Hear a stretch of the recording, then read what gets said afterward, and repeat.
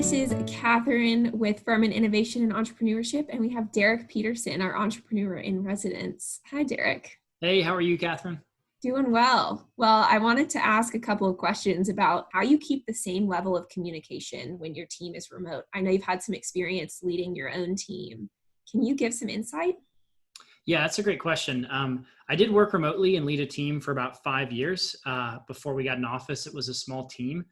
I would probably give two pieces of advice on this. The first is I would say you really need a good set of basic tools to allow for kind of quick touch point communication. That could be Slack, it could be Zoom, but you want a tool that enables you to just quickly ping someone and say, hey, are you around? Can I chat with you? Similar to just buzzing into their office and asking them a quick question so that you can kind of stay productive.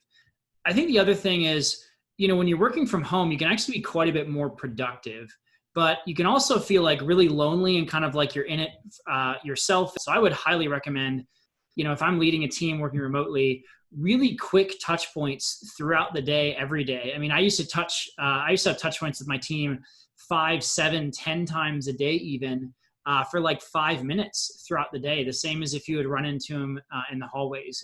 Right, for sure. Can you talk a little bit about what those touch points look like? Is that an email or is that a text? What would you recommend? Yeah, I think it can be a combination of a bunch of different things. I think FaceTime is really important. Mm-hmm. And so having like little video chat sessions, whether, there's just a meeting that's just running all the time and you can kind of pop in and pop out and see who's in there on your team. Or you can, it can just be Slack shooting messages back and forth. So the next question I wanted to ask is what pieces of advice do you have for leading a team when working remote, and how do you keep morale up? Yeah, that's a really good question.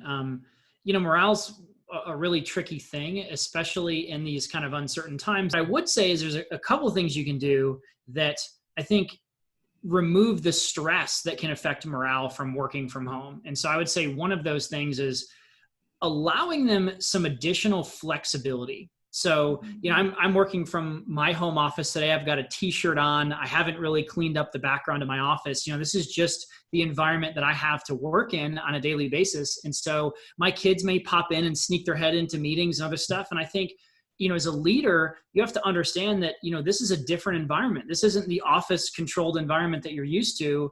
And people are going to do the best job they can working in these environments. And you have to, I think, really understand that all of that's okay. They're actually probably going to be more productive.